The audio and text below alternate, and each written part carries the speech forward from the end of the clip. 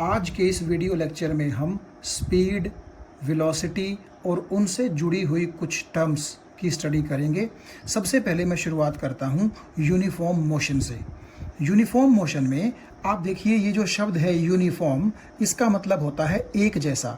जैसा कि आप सब बच्चे स्कूल में बिल्कुल एक जैसी यूनिफॉर्म पहनते हैं, एक जैसे कपड़े पहनते हैं, सबके टाई बेल्ट सेम, ठीक है, जूते सेम, जुराबें सेम, और जो आपके कमीज हैं, पैंट हैं, उनका भी जो कलर है वो सेम होता है। तो इसीलिए स्कूल में जो पहनते हैं आप कपड़े, उनको ड्रेस नहीं बोला जाता, उनको यूनिफॉर्म बोला जाता है, क्योंकि वो एक जैसा होता है बिल्कुल, ठीक है। तो यूनिफॉर्म मोशन का मतलब आप समझ गए होंगे कि एक जैसी मोशन है। अब उस एक जैसी मोशन का क्या मतलब है? अगर आपके पास कोई एक ऐसा ऑब्जेक्ट है जो आप समझ लीजिए कि हर बार बराबर डिस्टेंस बराबर टाइम में ट्रेवल करता है, तो हम बोलेंगे कि उस ऑब्जेक्ट की मोशन कैसी है? Uniform. An object is said to have uniform motion when it travels equal distances in equal intervals of time. अब इसका मतलब क्या है? देखिए, समझने के लिए मैंने आपको ये एक डायग्राम ड्रॉ करके यहाँ दिया है। आप इसमें समझ लीजिए कि ए से लेकर के बी, बी से लेकर के सी एंड सो ऑन, हर एक पॉइंट एक एक मीटर के डिस्टेंस पर है, ठीक है। तो वो ऑब्जेक्ट जो है अपनी मोशन की शुरुआत करता है, सपोज कीजिए पॉइंट ए से वो बी पे जाता है, बी से सी पे जाता है, और आगे इस तरह वो चलता रहता है। आप ऐसा मान लीजिए कि ए से लेकर के बी के बीच में जो ये 1 मीटर का डिस्टेंस है, सपोज कीजिए इसको ट्रेवल करने में वो ऑब्जेक्ट 1 सेकंड लगाता है। अगली बार भी, यानी कि बी से सी भी वो 1 मीटर के डिस्टेंस को ट्रेवल करने में 1 सेकेंड लगाता है, और आगे भी इसी तरह वो चलता है। तो उस ऑब्जेक्ट ने क्या किया? आप देखिए, equal distances equal interval of time में ट्रेवल किए, यानी कि हर बार 1 मीटर का डिस्टेंस को ट्रेवल करने में उस ऑब्जेक्ट ने 1 सेकेंड लिया, ठीक है। तो हम उस ऑब्जेक्ट की मोशन को क्या बोलेंगे? Uniform motion. कि इन दोनों पॉइंट्स ने भी 1 मीटर को ट्रेवल करने में 1 सेकेंड लिया, अगली बार भी 1 मीटर को ट्रेवल करने में 1 सेकेंड लिया, अगली बार भी 1 मीटर को ट्रेवल करने में 1 सेकेंड लिया।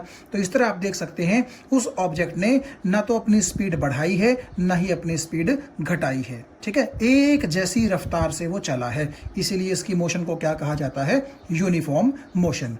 इसके उल्टा अगर वो ऑब्जेक्ट ऐसा करता कि यहां पर तो 1 सेकंड में 1 मीटर चलता, अगली बार 1 सेकंड में 2 मीटर चलता, अगली बार 1 सेकंड में 3 मीटर चलता, यानी कि टाइम इंटरवल तो आपने सेम रखे हैं, लेकिन डिस्टेंसेस आपने सेम नहीं ट्रेवल करवाए ऑब्जेक्ट को। यानी कि यहां आप मान लीजिए कि 1 सेकंड में 1 मीटर का डिस्टेंस ट्रेवल करता है, यहां 1 सेकंड में सपोज कीजिए 2 मीटर का डिस्टेंस ट्रेवल करता है, यानी कि फालतू डिस्टेंस ट्रेवल कर रहा है। तो इसका मतलब क्या है कि जरूर उसने अपनी स्पीड बढ़ा दी होगी, तभी तो वो क्या कर रहा है? पिछली बार 1 सेकंड में 1 मीटर चल रहा था, लेकिन अब की बार 1 सेकंड में क्या चल रहा है? 2 मीटर चल रहा है। तो उसने अपनी स्पीड बढ़ाई तो दी होगी, ठीक है ना, क्योंकि वो ज्यादा डिस्टेंस ट्रेवल कर रहा है।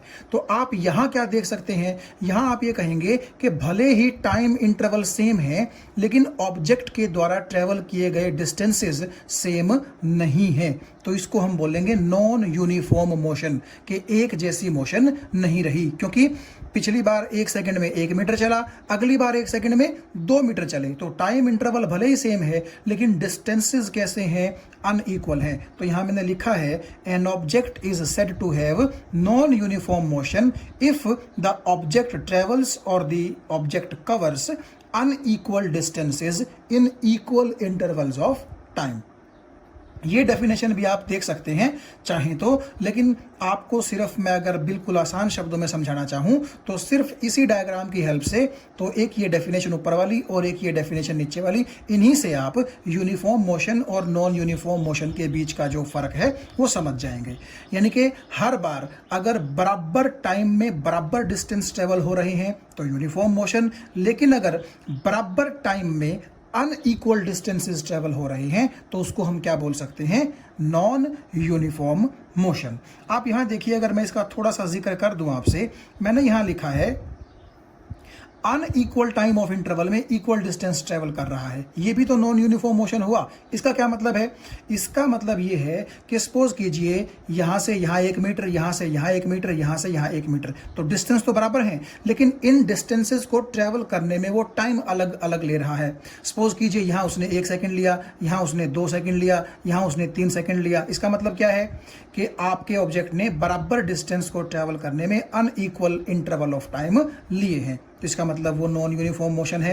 यानी कि यहाँ 1 मीटर जब वो 1 सेकंड में चल रहा है, तो अगला 1 मीटर वो 2 सेकंड में चल रहा है, यानी कि टाइम फालतू ले रहा है, यानी कि ज़रूर वो स्लो हो गया होगा। और अगला 1 मीटर ट्रेवल करने में सपोज करो 3 सेकंड ले रहा है, तो बहुत ज़्यादा टाइम है, इसका मतलब वो और ज़्यादा स्लो हो गया होगा। ठीक है, तो आप कुल मिलाकर के दोनों बातों में से कोई एक बात बोल सकते हैं।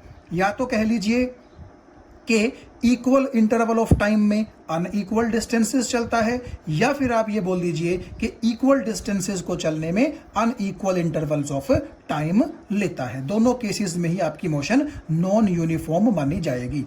तो मुझे उम्मीद है ये यूनिफॉर्म मोशन और नॉन यूनिफॉर्म मोशन के बीच का जो फर्क है वो आपको समझ में आ गया होगा। बिल्कुल एक जैसी मोशन, हर बार बराबर डिस्टेंस बराबर टाइम में यूनिफॉर्म मोशन, लेकिन हर बार अगर ऐसा वो करे कि टाइम इंटरवल बराबर हो, लेकिन उन टाइम इंटरवल में डिस्टेंसेस वो कभी कम कभी ज़्यादा ट्रेवल कर रहा हो, तो वो कैसी मोशन रहेगी?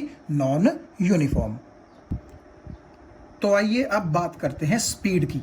अब स्पीड का क्या मतलब होता है? नाम से ही आपको पता चल रहा है कि ये जो एक फैक्टर है स्पीड, ये हमें ये बताता है कि कोई ऑब्जेक्ट कितना फास्ट चल रहा है या फिर कोई ऑब्जेक्ट कितना स्लो चल रहा है। जिसकी स्पीड ज़्यादा होगी वो फास्ट कहलाएगा, और जिसकी स्पीड स्लो होगी, कम होगी स्पीड जिसकी, वो ऑब्जेक्ट स्लो कहलाएगा।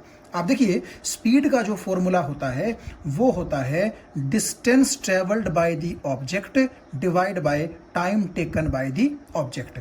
यानी कि इसका मतलब है कि आपके ऑब्जेक्ट ने कितना डिस्टेंस ट्रेवल किया और उस डिस्टेंस को ट्रेवल करने में उसने वक्त कितना लिया, उनके रेशो को ही क्या बोला जाता है? स्पीड। तो इस हिसाब से, इस डेफिनेशन के हिसाब से एसआई यूनिट क्या होगी स्पीड की? देखिए, डिस्टेंस होता है मीटर में, टाइम होता है सेकंड में, तो मीटर पर सेकंड आपकी स्पीड की क्या रहेगी? SI unit. आप इसको मीटर पर सेकंड को यूं भी लिख सकते हैं, ऐसे भी लिख सकते हैं, और जब सेकंड ऊपर जाएगा तो पावर -1 हो जाएगी, तो आप इसको इस तरह भी लिख सकते हैं। अब क्योंकि स्पीड डिपेंड करती है डिस्टेंस पर कि कितने टाइम में कितना डिस्टेंस ट्रेवल किया गया है, और हम ये पहले पढ़ चुके हैं कि डिस्टेंस स्केलर है कि वेक्टर है? स्केलर है, इसीलिए स्पीड भी क्या होगी? एक स्केलर क्वांटिटी होगी, because it depends on distance. इसका मतलब क्या है? इसका मतलब ये है कि अगर मैं ये बोल रहा हूं कि किसी ऑब्जेक्ट की स्पीड 5 मीटर पर सेकंड है, तो इसका मतलब है कि हर 1 सेकंड में वो 5 मीटर का डिस्टेंस ट्रेवल करेगा। लेकिन इसमें हमें इस चीज़ की ज़रूरत नहीं है कि वो किस डायरेक्शन में डिस्टेंस को ट्रेवल करेगा, ठीक है? क्योंकि डिस्टेंस की कोई डायरेक्शन नहीं होती, इसीलिए हम मान के चलेंगे कि स्पीड की भी कोई डायरेक्शन नहीं होती, और स्पीड क्या होती है? एक स्केलर क्वांटिटी होती है। तो ऊपर वाले जो हमने फॉर्मूले को देखा, अगर हम इसको सिंबॉलिकली लिखें तो इस तरह लिख सकते हैं। स्पीड को हम रिप्रेजेंट करेंगे v से, डिस्टेंस को आप d से या s से रिप्रेजेंट कर सकते हैं, और टाइम को हम रिप्रेजेंट करेंगे t से। तो कुल मिलाकर के speed is equal to distance upon time, so v is equal to d upon t और s अपॉन t, ये आपका क्या बन जाएगा? स्पीड का फॉर्मूला बन जाएगा। अब एग्जाम्पल के तौर पर आप देखिएगा, मैं आपसे कहता हूं कि 100 मीटर का एक डिस्टेंस है, ठीक है, और एक बाइक राइडर उसको 20 सेकंड में कवर कर देता है। तो डिस्टेंस है 100 मीटर, टाइम उसने लिया 20 सेकंड्स, तो ये 5 मीटर पर सेकंड उसकी क्या आ गई? स्पीड। और अगर मैं उसी 100 मीटर डिस्टेंस में एक आदमी को पैदल भेज दूं, तो मान लीजिए उसको 50 सेकंड लगे, तो उसकी स्पीड कितनी आ जाएगी? वही डिस्टेंस आपका 100 मीटर, टाइम आपका 50 सेकंड, तो उसकी स्पीड कितनी आ जाएगी? 2 मीटर पर सेकंड। तो नेचुरली आप देख सकते हैं कि इसकी स्पीड जो है वो ज़्यादा है बाइक राइडर की, और पर्सन की जो कि पैदल चल रहा था उसकी स्पीड कम है। तो यही तो हम डिस्कस कर रहे थे कि स्पीड का मतलब होता है कि कोई चीज़ कितना फास्ट है या फिर कितना स्लो है। बाइक राइडर तो 1 सेकंड में 5 मीटर चल रहा है, जबकि पर्सन 1 सेकंड में 2 मीटर का डिस्टेंस ट्रैवल कर रहा है। तो कई बुक्स इस हिसाब से यूं भी बोल देती हैं कि पर सेकंड कितना डिस्टेंस ट्रैवल किया जा रहा है वो स्पीड है, यानी कि distance travelled by the object per unit time. और यूनिट टाइम का मतलब आप समझते हैं 1 सेकंड। ठीक है, तो आप किसी भी तरह डिफाइन कर लीजिए, या तो आप बोल लीजिए कि उसने डिस्टेंस कितना ट्रैवल किया डिवाइड बाय टाइम टेकन, या आप बोल लीजिए कि 1 सेकंड में कितना डिस्टेंस ट्रैवल किया वो स्पीड है। बात एक ही रहेगी।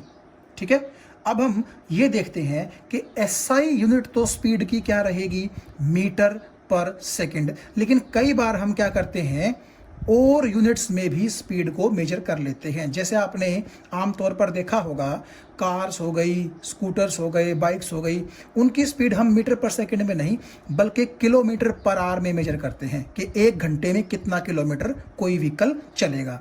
जैसे अगर मैं बोल दूं कि एक कार की स्पीड है 72 kilometre per our, 72 kilometre per our, इसका मतलब है 1 घंटे में वो गाड़ी 72 किलोमीटर चलेगी। तो क्योंकि गाड़ियां हैं, बाइक्स हैं, ये फास्ट चलती हैं, तो नेचुरली ये टाइम जितना लेंगी उसमें डिस्टेंस भी तो ज़्यादा कवर होगा ना। इसलिए मीटर में और सेकंड में हम नहीं इसको मेजर करते, हम किस में मेजर करते हैं, किलोमीटर पर आवर में। हालांकि आप किलोमीटर पर आवर को मीटर पर सेकंड में चेंज कर सकते हैं। देखिए अगले पेज पर अगर मैं थोड़ा सा आपको लेकर के चलूं, यहाँ देखिएगा, तो मैंने आपसे यहाँ यही बात की है कि हालांकि यूनिट जो है स्पीड की एसआई यूनिट वो रहेगी क्या, वो रहेगी metre per second, but sometimes we have to deal in kilometre per hour also. तो अगर आप 72 किलोमीटर पर आवर को मीटर पर सेकंड में चेंज करना चाहें तो देखिए क्या होगा। 72 किलोमीटर पर आवर का क्या मतलब है कि 72 किलोमीटर 1 घंटे में स्पीड है, यानी कि 1 घंटे में 72 किलोमीटर वो ऑब्जेक्ट क्या है, ट्रैवल करेगा। तो 72 किलोमीटर के मीटर बना लीजिए, इतने बन गए 72,000, और 1 घंटे के सेकंड कितने बन गए, 3600, क्योंकि आप जानते हैं 1 घंटे में 3600 सेकंड होते हैं और 1 किलोमीटर में 1000 मीटर होते हैं। तो जब आप इसको सॉल्व करेंगे तो आपके पास आंसर कितना आ जाएगा, 20 मीटर पर सेकंड। यानी कि जो कार 72 किलोमीटर पर आवर की स्पीड से चल रही है, बेसिकली मीटर पर सेकंड में उसकी स्पीड होगी 20 मीटर पर सेकंड। तो चलिए एवरेज स्पीड के कॉन्सेप्ट को समझने के लिए हम सबसे पहले एवरेज के कॉन्सेप्ट को समझते हैं कि एवरेज क्या होता है। आपने डेली लाइफ में कभी ना कभी, कहीं ना कहीं, किसी न किसी केस में एवरेज शब्द का यूज़ ज़रूर किया होगा। देखिए सबसे फेवरेट हमारा जो गेम है क्रिकेट इंडिया में, अगर मैं उसकी बात करूं तो सपोज कीजिए एक बैट्समैन ने फर्स्ट ओवर में 5 रन बनाए, दूसरे ओवर में कोई रन नहीं बनाया, तीसरे ओवर में 2 रन बनाए, चौथे ओवर में 15 रन बना दिए और 5वें ओवर में 3 रन बने। ठीक है, किसी टीम के लिए वो बैट्समैन खेल रहा है। तो नेचुरली आप देखिए उस टीम ने पूरे के पूरे 5 ओवर में टोटल कितने रन बना दिए, आप इनको जोड़ेंगे तो ये 25 रन बैठेंगे। ठीक है, तो 5 ओवर उस टीम ने खेले और उस टीम ने टोटल रन कितने बनाए, 25 रन। अगर कोई आपसे पूछे कि एवरेज क्या रही उस टीम की, तो एवरेज का मतलब होता है कि पर ओवर, यानी कि 1 ओवर में कितने रन बनाए गए। अब उसका फॉर्मूला क्या रहेगा, आप टोटल रन्स को टोटल ओवर्स से डिवाइड कर दीजिए। तो टोटल रन्स आपके थे 25, टोटल ओवर्स आपके थे 5, तो आप देखिएगा आपके पास आंसर आ गया 5 रन्स पर ओवर, यानी कि आपने एवरेजली 5 रन हर ओवर में बनाए हैं। देखिए एवरेज का मतलब होता है कि आपने ज़रूरी नहीं है वही चीज़ बार बार की हो। देखिए अगर यहाँ पर एवरेज का मतलब है कि 5 रन्स पर ओवर, तो क्या इसका ये मतलब है कि हर एक ओवर में 5 ही रन आए हैं? नहीं, आप देखिए किसी ओवर में 5 रन भी आए हैं, किसी में 5 से कम भी आए हैं और किसी में 5 से ज़्यादा भी आए हैं। ये तो ऑन एन एवरेज हो गया कि 5 रन्स पर ओवर का आपका एवरेज यहाँ आ रहा है। ये बात आपको ठीक समझ में आ गई कि नहीं आ गई? इसलिए ये एग्जांपल मैंने लिया क्योंकि क्रिकेट हम बहुत ज़्यादा खेलते भी हैं और आपको ये चीज़ अच्छे से समझ में भी आ जाएगी। ठीक है, तो एवरेज का मतलब हुआ पर ओवर आपने कितने रन बनाए। लेकिन अगर एवरेज आपकी 5 आ रही है, 5 रन पर ओवर, तो इसका कतई मतलब ये नहीं है कि आपने हर ओवर में उतने ही रन बनाए हैं। किसी ओवर में आपने ज़्यादा भी बनाए हैं, किसी ओवर में आपने कम भी बनाए हैं। लेकिन अगर हम आपके बनाए गए टोटल रन्स को टोटल ओवर्स से डिवाइड कर दें तो एवरेजली आपने हर ओवर में कितने रन बनाए हैं, 5 रन आपने बनाए हैं। तो एवरेज निकालने का तरीका आपको समझ में आ गया। टोटल रन्स को डिवाइड कर दीजिए किससे, टोटल ओवर्स से। अब एक एग्जांपल और लेते हैं। मान लीजिए एक क्लास में 3 स्टूडेंट्स हैं और 100 नंबर का उनका एक पेपर होता है। पहले स्टूडेंट के 60 मार्क्स आते हैं, दूसरे के 80 आते हैं और तीसरे के 70 मार्क्स आते हैं। अगर आपसे पूछे कोई कि क्लास का एवरेज मार्क्स कितना है, तो नेचुरली आप क्या करेंगे, 3 स्टूडेंट्स हैं तो तीनों स्टूडेंट्स के नंबर आप जोड़ देंगे यानी कि टोटल मार्क्स, और उसको आप टोटल नंबर ऑफ स्टूडेंट्स यानी कि 3 से क्या कर देंगे, डिवाइड कर देंगे। तो जब आप तीनों को जोड़ेंगे मार्क्स को, तो मार्क्स का जो टोटल आएगा वो आएगा 210, और 3 स्टूडेंट्स से जब आप उसको डिवाइड कर देंगे तो 70 आपके पास एवरेज आ जाएगा। तो क्या इसका ये मतलब है कि हर स्टूडेंट के मार्क्स 70-70 हैं? जी नहीं, 70 से कम भी हैं और 70 से ज्यादा भी हैं। तो इस बात का तो मतलब ये है कि ऑन एन एवरेज हर बच्चे ने इतने मार्क्स लिए हैं। ये बात आपको समझ में आ गई है? ठीक है, तो आप ये फिर से देखिएगा कि एवरेज निकालने के लिए यहां भी हमने क्या किया, टोटल मार्क्स को टोटल नंबर ऑफ स्टूडेंट्स से डिवाइड कर दिया, जैसे पहले हमने टोटल रन्स को टोटल ओवर्स से भाग किया था। ठीक है, तो एवरेज के कॉन्सेप्ट में हम ये मान सकते हैं कि आपका जो एवरेज का कॉन्सेप्ट है वो आपको ये बताता है कि हर बार आपने यूनिट ओवर में या फिर यूनिट स्टूडेंट, यूनिट का मतलब 1 स्टूडेंट के केस में आपके इतने रन या फिर इतने मार्क्स आते हैं। ठीक है, हमारे यहाँ जो यूनिट चीज़ है उसका काफ़ी प्रचलन है। जैसे कि आप मार्केट में कर जाते हैं तो नेचुरली आप ये नहीं पूछेंगे कि 3 किलो सेब कितने रुपए के आएंगे, आप ये कहेंगे कि पर किलो कितना जो है रेट है सेब का। ठीक है, तो नेचुरली वो दुकानदार आपको पर किलो का मतलब हर 1 किलो का रेट बताएगा कि जी 1 किलो सेब इतने रुपए के आएंगे। उस हिसाब से आप डिसाइड कर सकते हैं कि आपको कितने सेब चाहिए। तो सिमिलरली अगर मैं एवरेज स्पीड की बात करूं तो देखिए, जिस तरह से हर ओवर में रन फिक्स नहीं है, हर स्टूडेंट के मार्क्स फिक्स नहीं है, तो ऐसे ही सपोज कीजिए आपके सामने मैंने ये डाटा रखा, ये एक गाड़ी है जो कि अलग अलग स्पीड से चल रही है। यानी कि उसने गाड़ी ने कहीं जाना था, कोई डिस्टेंस ट्रेवल करना था, तो कुछ टाइम तक तो उसकी स्पीड 30 किलोमीटर पर आवर रही, फिर उसकी स्पीड 40 किलोमीटर पर आवर हो गई, फिर उसकी स्पीड 60 किलोमीटर पर आवर हो गई, फिर उसकी स्पीड 70 किलोमीटर पर आवर हो गई। यानी कि उसकी स्पीड बढ़ती ही जा रही है। और अगर मैं ये मान के चलूं कि ये चारों स्पीड 1-1 घंटे तक रही है उस गाड़ी की, यानी कि 1 घंटे तक वो गाड़ी 30 किलोमीटर पर आवर की स्पीड से चली है, अगले घंटे तक वो 40 किलोमीटर पर आवर की स्पीड से चली है, एंड सो ऑन। तो देखिए 30 किलोमीटर पर आवर का क्या मतलब होगा कि 1 घंटे में 30 किलोमीटर, 40 किलोमीटर पर आवर का मतलब होगा 1 घंटे में 40 किलोमीटर, एंड सो ऑन।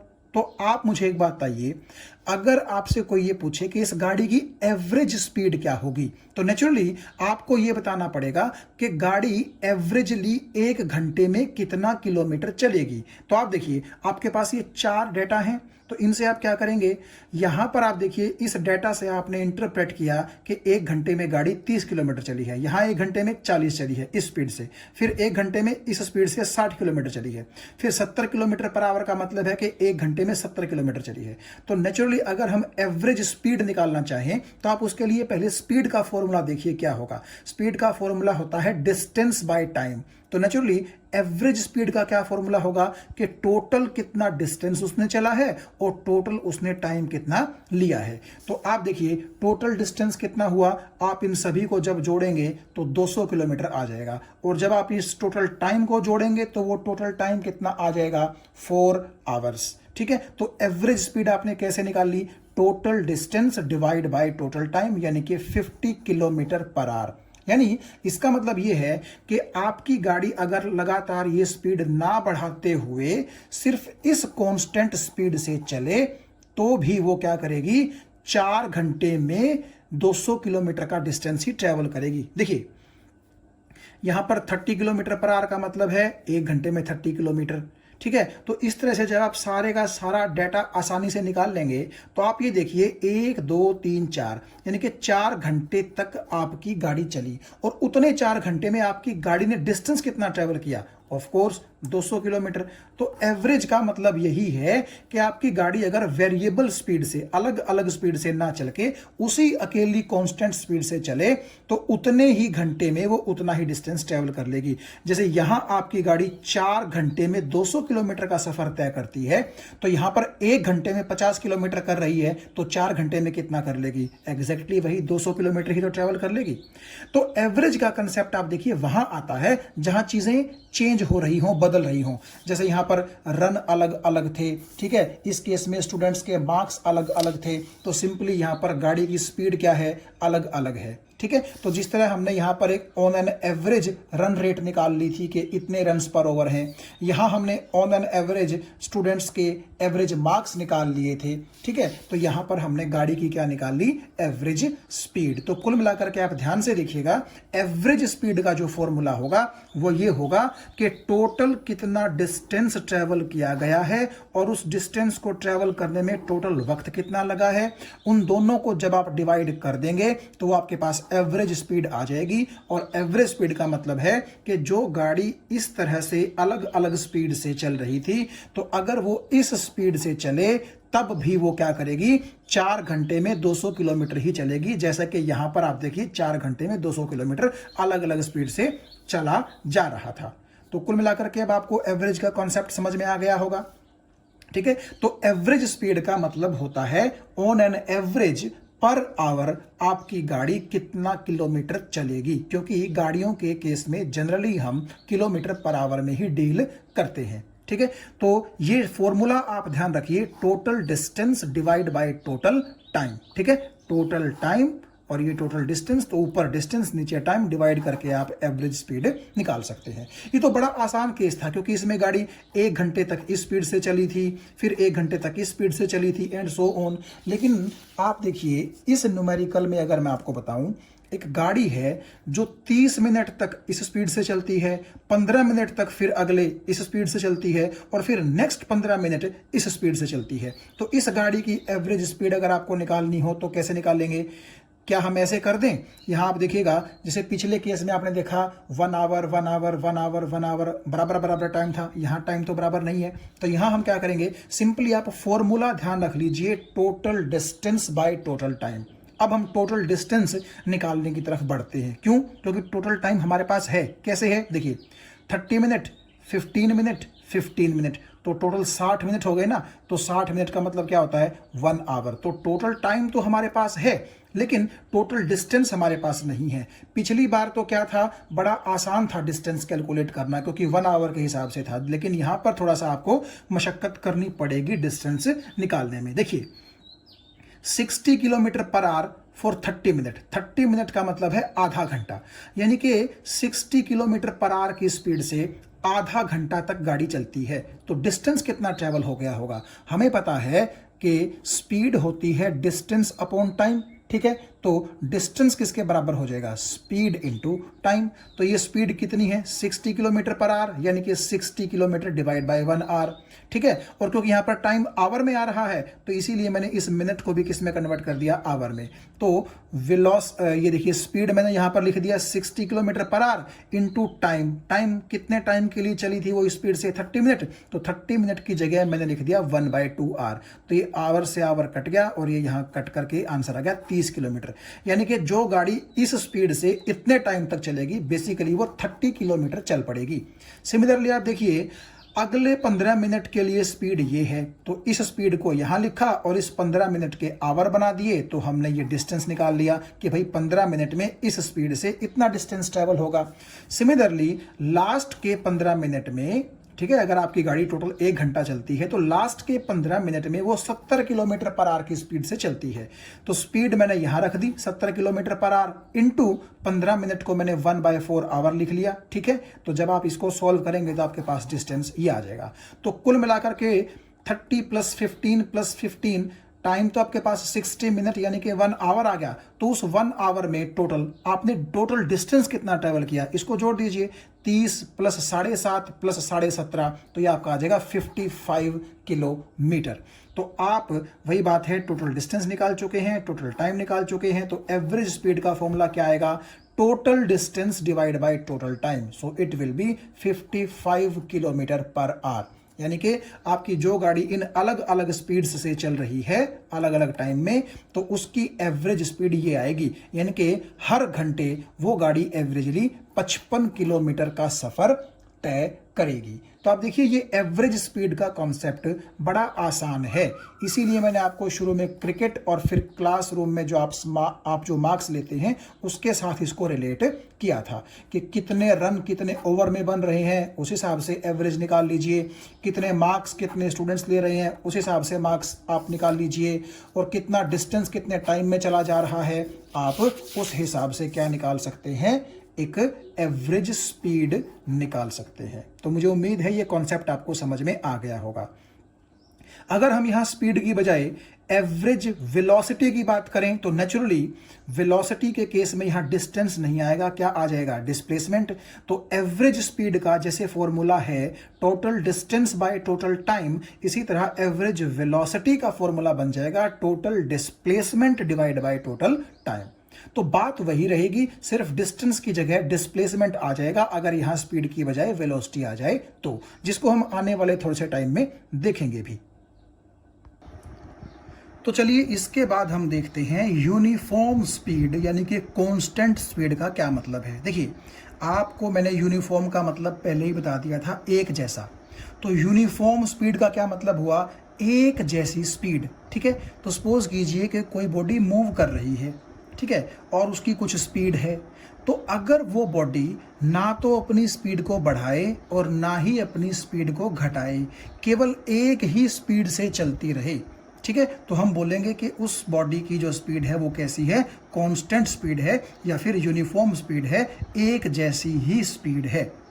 उम्मीद है मुझे ये बात आपको समझ में आ गई होगी। एग्जाम्पल के तौर पे आप मान लीजिए कि मैं बाइक चला रहा हूं और मेरी बाइक की स्पीड है 5 मीटर पर सेकंड। इसका मतलब है कि हर बार 1 सेकंड में मैं 5 मीटर की दूरी तय करता हूं। तो अगर मैं ना अपनी बाइक की रेस बढ़ाऊं और ना ही अपनी बाइक को ब्रेक लगा करके कहीं रोकूं, तो आप देखिएगा हर बार मैं 5 मीटर की दूरी 1 ही सेकंड में ट्रेवल करूंगा। ठीक है, क्यों, क्योंकि ना तो मैं अपनी बाइक की स्पीड बढ़ा रहा हूं और ना ही अपने बाइक की स्पीड घटा रहा हूं। बिल्कुल एक जैसी स्पीड आपने रखनी है, तो उसको हम बोलते हैं यूनिफॉर्म स्पीड या फिर कांस्टेंट स्पीड। तो इसके बाद अगर आप यहां देखें, मैंने लिखा है नॉन यूनिफॉर्म यानी कि वेरिएबल स्पीड। अब नॉन यूनिफॉर्म का क्या मतलब है, आप समझ ही गए होंगे, ऐसी स्पीड जो एक जैसी ना हो, वेरी करती हो। वेरी का मतलब चेंज करती हो। देखिए एग्जांपल के तौर पर मान लीजिए कि मैं उसी बाइक पर हूं जिस बाइक की स्पीड 5 मीटर पर सेकंड थी। फिर अचानक मेरा मन हुआ कि मैं स्पीड बढ़ा दूं, मैंने स्पीड बढ़ा करके 6 कर दी, 7 कर दी, 8 मीटर पर सेकंड कर दी। ठीक है, फिर अचानक मैंने देखा कि यार रास्ते में कुछ ऑब्जेक्ट जो है वो अड़चन डाल रहा है और मुझे बाइक रोकनी पड़ेगी, तो मैंने ब्रेक लगा करके बाइक की स्पीड को कम कर दिया। हो सकता है 4 मीटर पर सेकंड कर दूं मैं, हो सकता है और स्लो करके 3 मीटर पर सेकंड कर दूं मैं। तो इसमें आप देखिए क्या हुआ, मेरे जो बाइक की स्पीड है वो कभी बढ़ रही है कभी घट रही है, यानी कि एक जैसी नहीं रह रही। तो इसको हम बोलते हैं नॉन यूनिफॉर्म यानी कि वेरिएबल स्पीड। क्यों, कभी तो मैंने 5 से बढ़ा करके उसको 6, 7, 8 मीटर पर सेकंड कर दिया था, और फिर कभी उसको घटा करके मैंने 3, 4 और 2, 1 इस तरह से कम स्पीड पे मैं ले आया था। हो सकता है मैं उसकी स्पीड 0 कर दूं, उसको रोक ही दूं। तो कुल मिलाकर के ऐसी स्पीड जो सेम ना रह सके, बढ़ती रहे या फिर घटती रहे, चेंज होती रहे, कुल मिलाकर के उसको बोलते हैं हम क्या, नॉन यूनिफॉर्म स्पीड। अब स्पीड के बाद हम जिक्र करते हैं वेलोसिटी का। अगर मैं आपको थोड़ा सा फीलिंग दूं तो वेलोसिटी और स्पीड एक ही बातें होती हैं। फर्क सिर्फ कितना है, फर्क इतना है कि स्पीड एक स्केलर क्वांटिटी है क्योंकि वहां पर डिस्टेंस आता था उसके फॉर्मूले में, और वेलोसिटी एक वेक्टर क्वांटिटी होगी क्योंकि उसके फॉर्मूले में आएगा डिस्प्लेसमेंट। अदरवाइज इनका मीनिंग सेम ही रहेगा। जैसे स्पीड आपको बताती थी कि कोई चीज़ कितनी स्लो या कितनी फास्ट है, सिमिलरली वेलोसिटी का भी काम क्या है, वही है। अगर मैं कहूँगा कि एक चीज़ की वेलोसिटी ज़्यादा है, इसका मतलब वो फास्ट दौड़ रही है, और अगर मैं बोलूँगा कि उसकी वेलोसिटी कम है तो उसका मतलब है कि वो स्लो चल रही है। फिर इनके नाम अलग अलग क्यों हैं? देखिए, आपको मैंने बताया था कि स्पीड में हमें डायरेक्शन की बात करने की ज़रूरत नहीं है, जबकि वेलोसिटी में हम डायरेक्शन की बात करेंगे। अगर मैं कहता हूँ कि कोई ऑब्जेक्ट 5 मीटर पर सेकंड पे दौड़ रहा है, तो मैंने आपको डायरेक्शन नहीं बताई ना यहाँ पर, तो आप समझिए कि ये स्पीड है। लेकिन अगर मैं बोलूं कि वही ऑब्जेक्ट 5 मीटर पर सेकंड से दौड़ रहा है ईस्ट डायरेक्शन में, पूर्व दिशा में, तो नेचुरली यहाँ पर मैंने आपको क्या बता दी, डायरेक्शन बता दी ना। ठीक है, तो डायरेक्शन जब भी आपकी स्पीड के साथ आ जाएगी, आप समझ लीजिए कि वो किस में कन्वर्ट हो जाएगी, वेलोसिटी में। तो आप अगर डेफिनेशन पर ध्यान दें तो जैसे स्पीड होती थी डिस्टेंस अपॉन टाइम, तो वेलोसिटी होती है डिस्प्लेसमेंट अपॉन टाइम। और क्योंकि डिस्प्लेसमेंट आपने पिछले लेक्चर्स में देखा वेक्टर होता है, इसकी एक डायरेक्शन होती है, इसीलिए वेलोसिटी भी क्या होगी, वेक्टर होगी, इसकी भी डायरेक्शन होगी। हालांकि एसआई यूनिट इसकी वही रहेगी, मीटर पर सेकंड, जो कि स्पीड की थी। ठीक है, तो मैंने आपसे कहा कि ये वेक्टर क्वांटिटी वेलोसिटी इसलिए है क्योंकि इसके फॉर्मूले में डिस्प्लेसमेंट आता है, और डिस्प्लेसमेंट खुद क्या है, एक वेक्टर क्वांटिटी है। फॉर्मूला इसका वही रहेगा पिछली बार की तरह ही। अगर आप डिस्प्लेसमेंट को एस से रिप्रेजेंट कर दें, टाइम को टी से रिप्रेजेंट कर दें, तो वेलोसिटी को आप वी से कर सकते हैं। ठीक है, तो फॉर्मूला भी सेम है, यूनिट भी सेम है, और मीनिंग भी करीब करीब सेम ही है कि कोई चीज़ कितनी फास्ट है या कोई चीज़ कितनी स्लो है। जस्ट फॉर्मुलेशन में डिफरेंस है। यहां पर आपका वेलोसिटी के केस में डिस्प्लेसमेंट आता है, जबकि स्पीड के केस में क्या आता था, डिस्टेंस आता था। और क्योंकि डिस्टेंस स्केलर है इसीलिए आपकी स्पीड स्केलर थी, लेकिन क्योंकि डिस्प्लेसमेंट वेक्टर है, उसमें डायरेक्शन बड़ी ज़रूरी है, इसीलिए वेलोसिटी भी क्या है, एक वेक्टर है। तो अगले पेज पर हम ये समझने की कोशिश करते हैं कि कैसे हम वेलोसिटी का मतलब डायरेक्शन से लेकर के चलते हैं। ठीक है, तो यहाँ आप देख सकते हैं, सबसे पहले इस तरफ आप ध्यान दीजिए, ये मैंने प्लस एक्स एक्सिस और माइनस एक्स एक्सिस बना दी हैं, बीच में ज़ीरो है, जिसके इधर की तरफ प्लस एक्स की रीडिंग्स हैं 1 2 3 4 5, और इस तरफ आप देखिएगा माइनस एक्स की रीडिंग्स हैं -1 -2 एंड सो ऑन। सपोज कीजिए कि कोई ऑब्जेक्ट है, कोई बॉडी है जो शुरू में यहाँ पर 0 पर है, और उसके बाद उसने क्या किया, एग्जैक्ट 1 सेकेंड में वो यहाँ पहुँच गई 5 पर।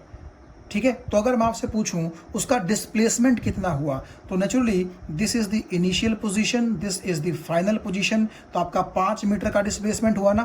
तो क्या आप डिस्प्लेसमेंट को केवल 5 मीटर लिख देंगे? नहीं, आपको पता है डिस्प्लेसमेंट एक वेक्टर क्वांटिटी है, और आप ये देखिएगा उसका डिस्प्लेसमेंट 5 मीटर जरूर है, लेकिन किस डायरेक्शन में है, प्लस में। तो डायरेक्शन के लिए मैंने यहाँ पर क्या लगा दिया, प्लस। तो प्लस 5 मीटर क्या इंडिकेट करता है कि आपके ऑब्जेक्ट ने 5 मीटर का डिस्प्लेसमेंट किया है प्लस डायरेक्शन में, और कितने टाइम में, 1 सेकेंड में। तो 5 मीटर डिवाइड बाय 1 सेकेंड, तो वेलोसिटी कितनी आ गई, प्लस के 5 मीटर पर सेकेंड। ठीक है, अगर वो ऑब्जेक्ट प्लस एक्स एक्सिस में ना जा करके माइनस एक्स एक्सिस में जाए, और सपोज कीजिए माइनस एक्स एक्सिस में भी उसने क्या किया, एग्जैक्ट 1 सेकेंड में वो 0 से -5 तक पहुंच गया, तो नेचुरली आप ध्यान से देखिए, इस तरफ भी उसने 5 मीटर ही डिस्टेंस ट्रेवल किया था, और इस तरफ भी उसने 5 मीटर ही डिस्टेंस ट्रेवल किया है। मैग्नीट्यूड में यानी कि वैल्यू में कोई फर्क नहीं है, लेकिन इस तरफ अगर हम डिस्प्लेसमेंट की बात करें तो हमें क्या लिखना पड़ेगा, माइनस के 5 मीटर लिखना पड़ेगा। यहाँ पर माइनस साइन आपको क्या बताता है कि डिस्टेंस तो उसने 5 मीटर ही ट्रेवल किया है, ठीक है, लेकिन किस डायरेक्शन में किया है, नेगेटिव एक्स एक्सिस में किया है। तो यहाँ पर आप देखिए डिस्प्लेसमेंट हो गई, क्योंकि इसमें मैग्नीट्यूड भी है और डायरेक्शन भी है, और ये भी टाइम कितना लिया उसने, 1 सेकेंड। तो अब की बार आपकी वेलोसिटी कितनी आ गई, माइनस के 5 मीटर पर सेकेंड। अगर आप दोनों केसेस पर ध्यान दें तो आप एक बात नोट कर सकते हैं कि जितना फास्ट ये ऑब्जेक्ट दौड़ रहा है उतना ही फास्ट ये ऑब्जेक्ट भी दौड़ रहा है। यानी कि अगर हमें सिर्फ प्लस और माइनस को 1 मिनट के लिए नेग्लेक्ट कर दूं, आप ध्यान से सुनिएगा, अगर मैं प्लस और माइनस को नेग्लेक्ट कर दूं तो क्या होगा, इस तरफ भी डिस्टेंस 5 और इस तरफ भी डिस्टेंस 5। तो फिलहाल मैं इस डिस्टेंस, इसको 5 मीटर को डिस्टेंस बोल लेता हूँ। तो वही डिस्टेंस 1 सेकंड में इसने ट्रेवल किया, वही इसने ट्रेवल किया। तो दोनों की स्पीड कैसी है? बिल्कुल एक जैसी है। लेकिन आप यहाँ देखिए वेलोसिटी के केस में आपके प्लस माइनस आ जाएंगे, ठीक है। तो आप बोलेंगे कि एक की velocity plus 5 metre per second है और दूसरे की वेलोसिटी माइनस के 5 मीटर पर सेकंड है। अब आप सोचेंगे कि ये भी तो सेम ही है। ये सेम नहीं है, मैं आपको बता दूं, क्योंकि यहाँ पर डायरेक्शन का फर्क है। इनकी वैल्यू सेम आप जरूर बोल सकते हैं। आप ये कह सकते हैं कि इस वेलोसिटी का मैग्नीट्यूड और इस वेलोसिटी का मैग्नीट्यूड, मैग्नीट्यूड का मतलब वैल्यू। मैंने आपसे कहा था वेक्टर चीजों के पास दो बातें होती हैं, एक उनका मैग्नीट्यूड और एक उनकी डायरेक्शन। तो भले ही यहाँ पर मैग्नीट्यूड दोनों का बराबर है, नो डाउट मैग्नीट्यूड बराबर है, लेकिन वेक्टर तो फिर दो चीजों से मिलकर बनता है ना, मैग्नीट्यूड और डायरेक्शन। लेकिन डायरेक्शन तो इनकी अलग अलग है ना, तो इनको इसीलिए सेम वेलोसिटीज नहीं कहा जाएगा, इनको अलग अलग वेलोसिटीज कहा जाएगा। क्यों? क्योंकि भाई वेक्टर चीज में डायरेक्शन का बड़ा इंपॉर्टेंट रोल होता है। और आप यहां देखिए, सिर्फ वैल्यू सेम होने से क्या होगा? एक की डायरेक्शन माइनस में है इस तरफ, एक की डायरेक्शन प्लस में है इस तरफ, तो नेचुरली दोनों वेलोसिटी कैसी कंसीडर की जाएंगी? अलग अलग कंसीडर की जाएंगी। प्लस माइनस को हटा दीजिए, तब ये बन जाएंगी स्पीड और तब दोनों बराबर होंगी, कोई दिक्कत नहीं है। लेकिन अगर आप यहां प्लस माइनस लगाएंगे तो तब, क्योंकि प्लस माइनस आपकी डायरेक्शन को शो करती हैं, तो इनको वेलोसिटी पढ़ा जाएगा, स्पीड नहीं पढ़ा जाएगा। और दोनों वेलोसिटी भले ही मैग्नीट्यूड बराबर हो, लेकिन अलग अलग डिफरेंट कंसिडर की जाएंगी, because this plus indicates that the object is moving in the plus x direction and this minus indicates that the object is moving in the minus x direction। तो आप यहां ध्यान से देखिएगा, वेलोसिटी पॉजिटिव भी हो सकती है, नेगेटिव भी हो सकती है। और अगर कोई ऑब्जेक्ट यहां पर ही खड़ा रहे, चले ही ना, तो नेचुरली उसकी वेलोसिटी जीरो भी हो सकती है। तो आगे से आप एक चीज ध्यान दीजिएगा कि वेलोसिटी और स्पीड एक ही बात है, मतलब कि एक ही बात का मतलब है कि आपको यही चीज बताती हैं कि कौन ऑब्जेक्ट कितना फास्ट मूव कर रहा है या कौन ऑब्जेक्ट कितना स्लो मूव कर रहा है। लेकिन दोनों अलग किस कंटेक्स्ट में है कि स्पीड आपकी एक स्केलर क्वांटिटी है, वेलोसिटी आपकी एक वेक्टर क्वांटिटी है। वेलोसिटी डिपेंड करती है डिस्प्लेसमेंट पर, जो कि खुद क्या है, एक वेक्टर है, जबकि स्पीड डिपेंड करती थी डिस्टेंस पर, जो खुद एक क्या था, स्केलर क्वांटिटी थी। ठीक है, तो मुझे उम्मीद है ये कॉन्सेप्ट आपको समझ में आ गया होगा। तो एक बार फिर से अगर मैं कंक्लूड करूं बातों को, तो आप ऐसा बोल सकते हैं कि स्पीड और वेलोसिटी इंफॉर्मेशन तो हमें एक ही देते हैं कि कौन ऑब्जेक्ट कितना स्लो है और कौन ऑब्जेक्ट कितना फास्ट है। मगर मैग्नीट्यूड अगर दो वेलोसिटीज के भले ही बराबर भी हों, तब भी वो दोनों वेलोसिटीज सेम नहीं कहलाएंगी, क्योंकि उनकी डायरेक्शंस आप देखिए क्या है, अलग है। और अगर ऐसा हो जाए कि डायरेक्शन भी सेम हो और मैग्नीट्यूड भी सेम हो, तब जाकर के वो क्या होगा, वेलोसिटीज बराबर कहलाएंगे। तो मेन फर्क आपको समझ में आ गया होगा कि अगर स्पीड की बात हम करेंगे तो मीटर पर सेकंड में चलेंगे, लेकिन डिस्टेंस का उसमें कोई जिक्र, डायरेक्शन का उसमें कोई जिक्र नहीं होगा। लेकिन अगर आप वेलोसिटी की बात करेंगे तो आपको मीटर पर सेकंड के साथ तो डील करना ही करना है, साथ में आपको डायरेक्शन का भी ध्यान रखना पड़ेगा। तो यहां आप देखिए, मैंने लिखा है when is velocity said to have changed, कि हम कब कहेंगे कि वेलोसिटी बदल गई है। देखिए, वेलोसिटी एक वेक्टर चीज है और वेक्टर चीज के पास दो बातें होती हैं, क्या, एक मैग्नीट्यूड और एक उसकी डायरेक्शन। आप किसी भी एक चीज को चेंज कर देंगे तो वेक्टर क्या हो जाएगा, चेंज। यानी कि अगर आपने मैग्नीट्यूड चेंज कर दिया तब भी वेक्टर बदल जाएगा, अगर आपने डायरेक्शन चेंज कर दी तब भी वेक्टर बदल जाएगा, और अगर आपने दोनों ही चीजें चेंज कर दी, ठीक है, तब भी वेक्टर क्या होगा, बदल जाएगा। आपको मैं एग्जांपल से समझाता हूं। मान लीजिए मैंने कहा कि एक ऑब्जेक्ट प्लस एक्स एक्सिस में मूव कर रहा है और वो 5 मीटर का डिस्प्लेसमेंट 1 सेकंड में ट्रेवल कर लेता है, यानी कि उसकी वेलोसिटी कितनी रहेगी, प्लस के 5 मीटर पर सेकंड। आपको बात समझ में आ गई? मैंने कहा मान लीजिए उसने अपनी जो वेलोसिटी है वो बढ़ा दी और अब उसने 1 सेकंड में 10 मीटर का डिस्प्लेसमेंट ट्रेवल कर लिया, लेकिन प्लस एक्स एक्सिस में ही है वो, ठीक है।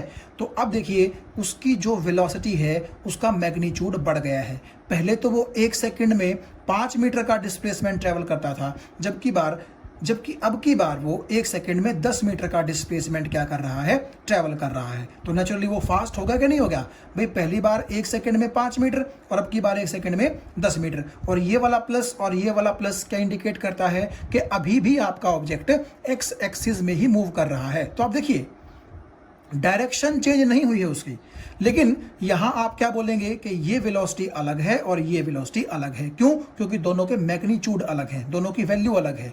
ये है +5 मीटर पर सेकंड और ये है प्लस के 10 मीटर पर सेकंड। हालांकि प्लस बताता है कि दोनों की डायरेक्शन सेम है, लेकिन मैग्नीट्यूड तो अलग अलग हैं भाई। और मैंने आपसे वही कहा था कि अगर मैग्नीट्यूड चेंज हो जाए तो वेलोसिटी क्या हो जाती है, चेंज हो जाती है। तो ये वेलोसिटी एक अलग वेलोसिटी है और ये वाली वेलोसिटी एक अलग वेलोसिटी है। अच्छा, अब हम कुछ ऐसा करते हैं कि यहाँ पर तो क्या हुआ था कि मैग्नीट्यूड चेंज हुआ था, डायरेक्शन सेम रही थी।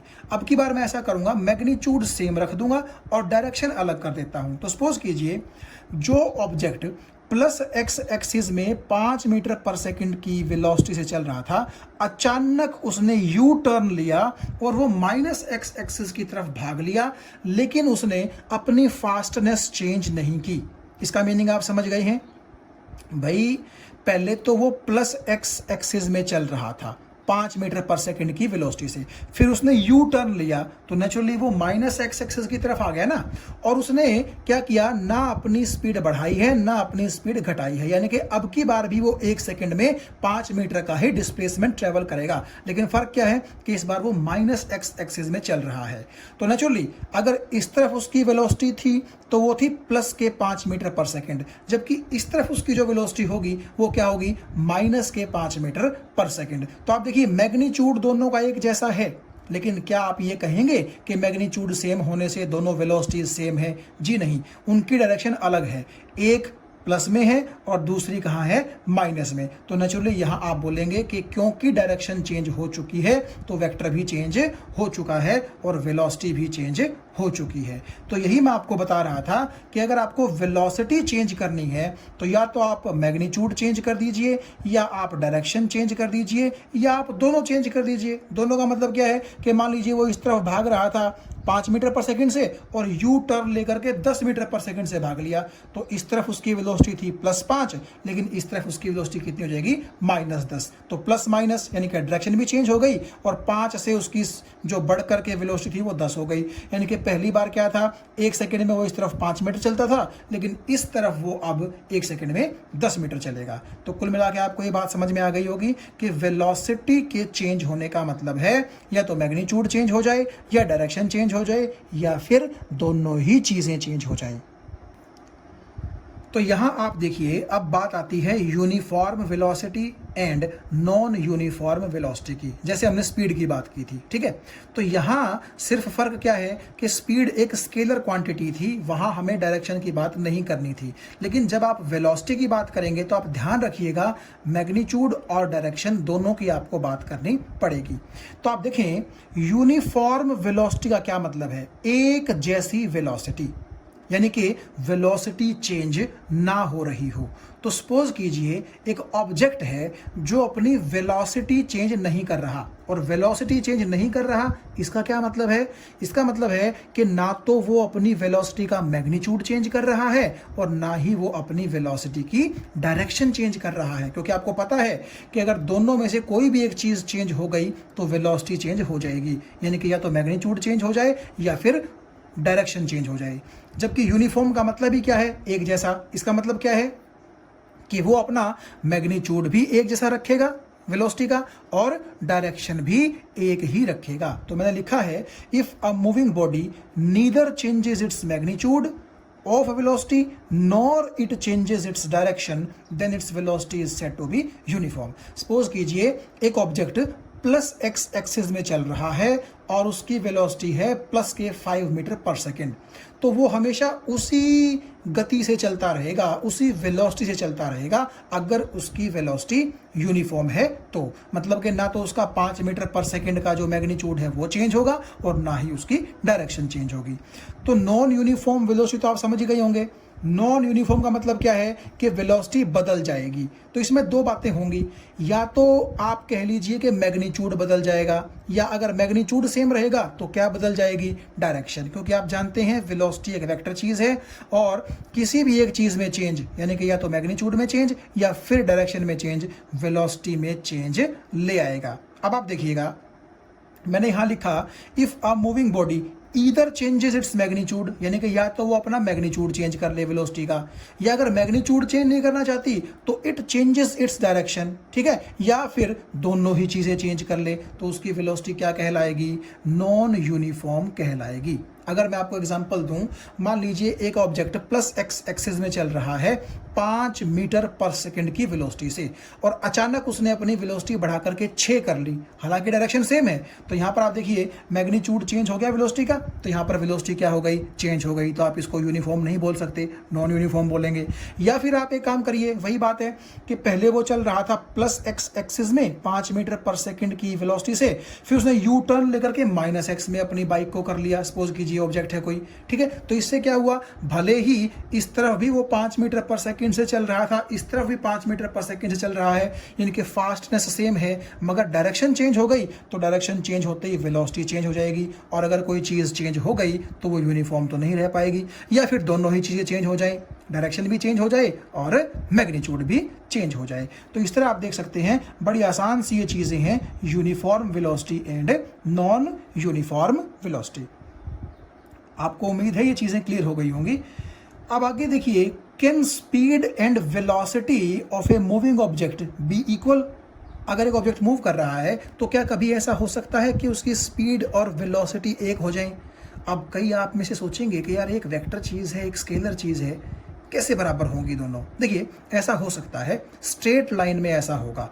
मान लीजिए आप, अगर एक ऑब्जेक्ट 0 से प्लस एक्स एक्सिस की तरफ चलता है, ठीक है, 0 से कहाँ चलता है, प्लस एक्स एक्सिस की तरफ। आप यहाँ देखिएगा, मैंने थोड़ा सा आपके लिए यहाँ पर ये डायग्राम बना रखा है, ठीक है। तो 0 से प्लस एक्स एक्सिस की तरफ चलता है स्ट्रेट लाइन में, स्ट्रेट लाइन में। तो आप देखिएगा, मान लीजिए उसने 0 से लेकर के 5 मीटर का जो डिस्टेंस है वो 1 सेकंड में कवर कर लिया, तो उसकी स्पीड कितनी हो गई। देखिए 0 से लेकर के 5 तक का डिस्टेंस कितना है, 5 मीटर, और टाइम कितना लगा, 1 सेकंड। तो स्पीड कितनी हो गई उसकी, 5 मीटर पर सेकंड, ठीक है। अगर अब आप वेलोसिटी की बात करें तो वेलोसिटी में हम जानते हैं डिस्प्लेसमेंट की बात होती है, लेकिन हम पहले बात कर चुके हैं कि स्ट्रेट लाइन में तो डिस्टेंस और डिस्प्लेसमेंट क्या होंगे, बराबर। भाई देखिए, ये उसकी इनिशियल पोजीशन है, ये उसकी फाइनल पोजीशन है, और इनिशियल और फाइनल पोजीशंस के बीच का स्ट्रेट लाइन डिस्टेंस ही तो क्या होता है, डिस्प्लेसमेंट। तो वो भी यहाँ कितना है, 5। लेकिन क्योंकि वो प्लस एक्स एक्सिस में है तो मैंने यहाँ प्लस लगा दिया।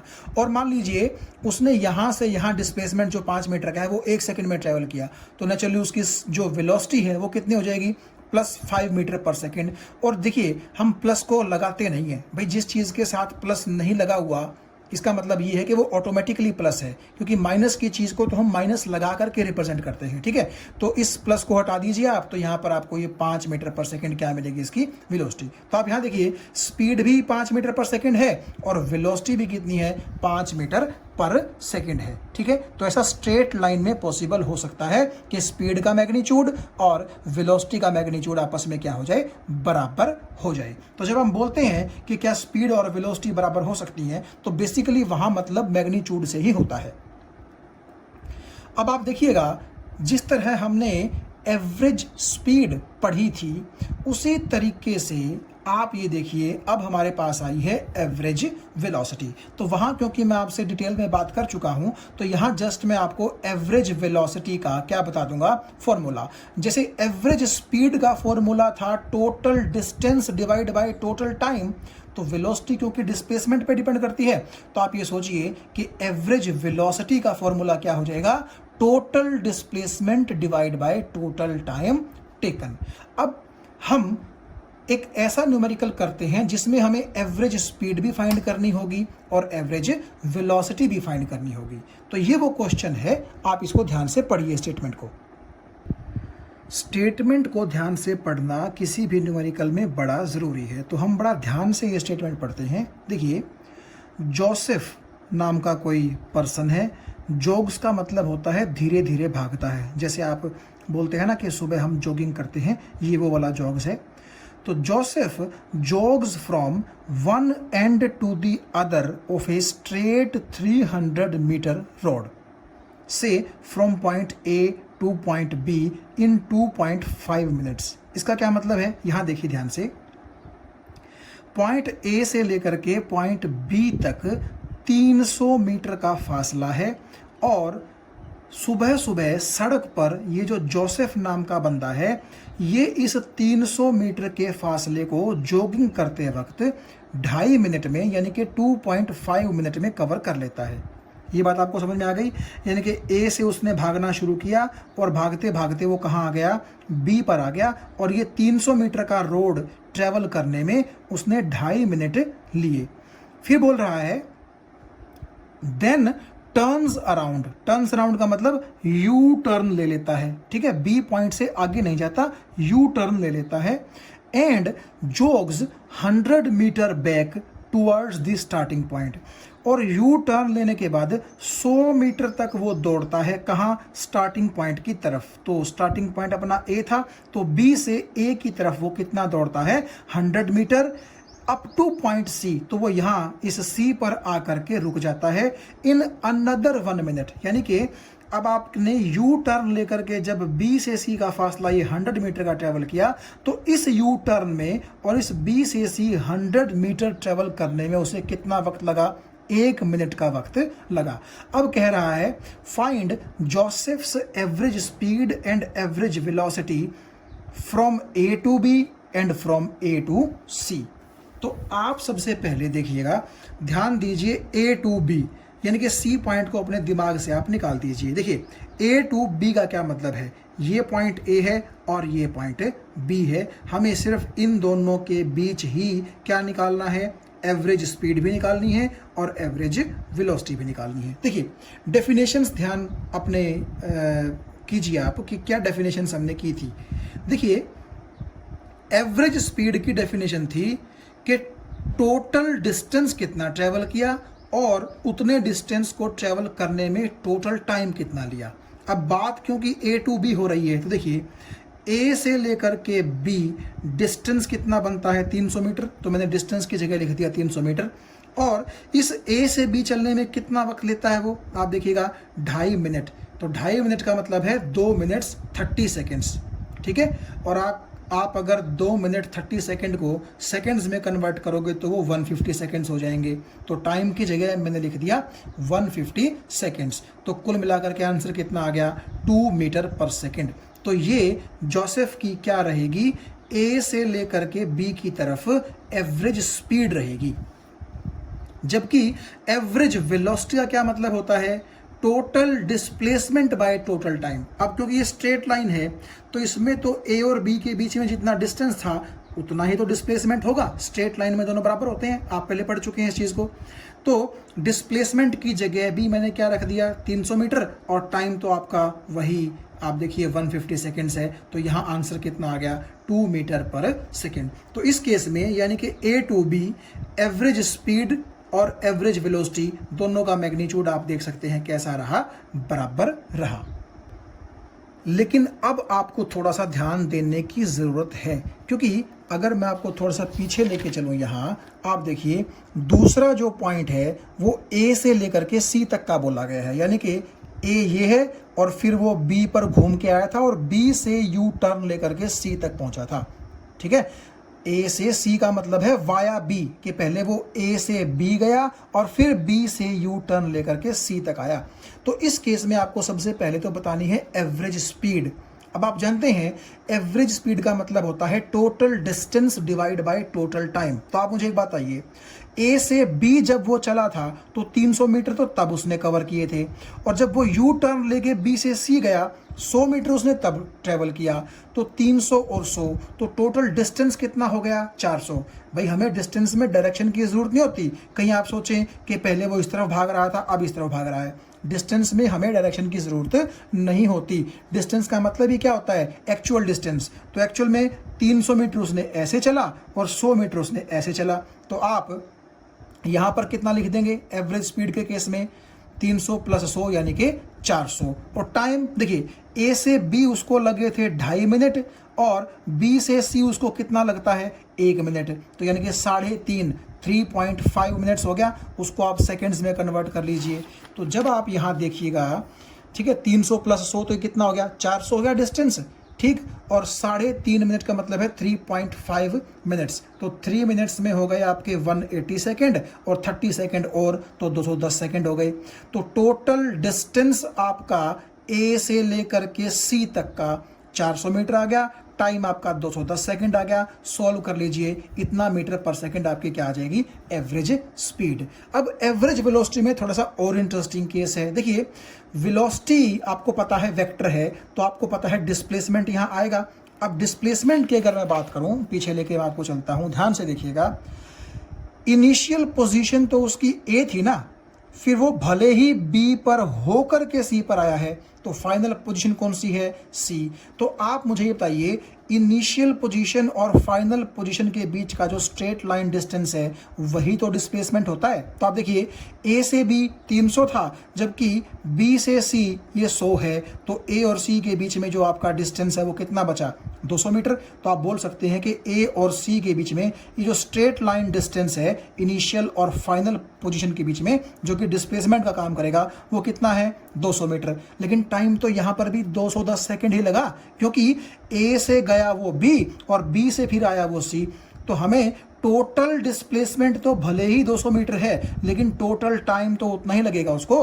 अब टाइम की तो आप देखिएगा, एक बार जब शुरू हो गया टाइम, यहाँ से यहाँ गए 2.5 मिनट लगी, फिर आपको 1 मिनट और लगी, तो टाइम तो 3.5 मिनट ही कंसीडर होगा, ठीक है। तो टोटल टाइम आपका कितना रहेगा 3.5 मिनट, जबकि डिस्प्लेसमेंट आपका कितना रह जाएगा 200। तो जब आप इस चीज़ को पीछे यहाँ पुट करेंगे, टोटल डिस्प्लेसमेंट आपका 200 मीटर और टोटल टाइम आपका वही रहेगा 210 सेकेंड्स, तो आपका आंसर ये आ जाएगा। तो इस केस में एवरेज स्पीड की वैल्यू ये रहेगी और एवरेज वेलोसिटी की वैल्यू ये रहेगी।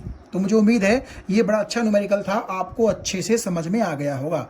देखिए, एवरेज स्पीड जब आप निकालते हैं तो केवल आपको टोटल डिस्टेंस निकालने की ज़रूरत है डिवाइड बाय टोटल टाइम। लेकिन जब आप एवरेज वेलोसिटी निकाल रहे हैं तो सबसे पहली चीज़ तो आप ये देख लीजिए किन 2 पॉइंट्स के बीच में आप निकाल रहे हैं, क्योंकि आपको वहाँ पर टोटल डिस्प्लेसमेंट की ज़रूरत पड़ेगी।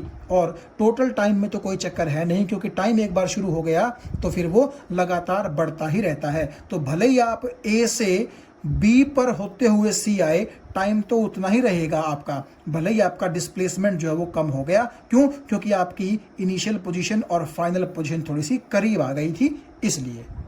Thank you.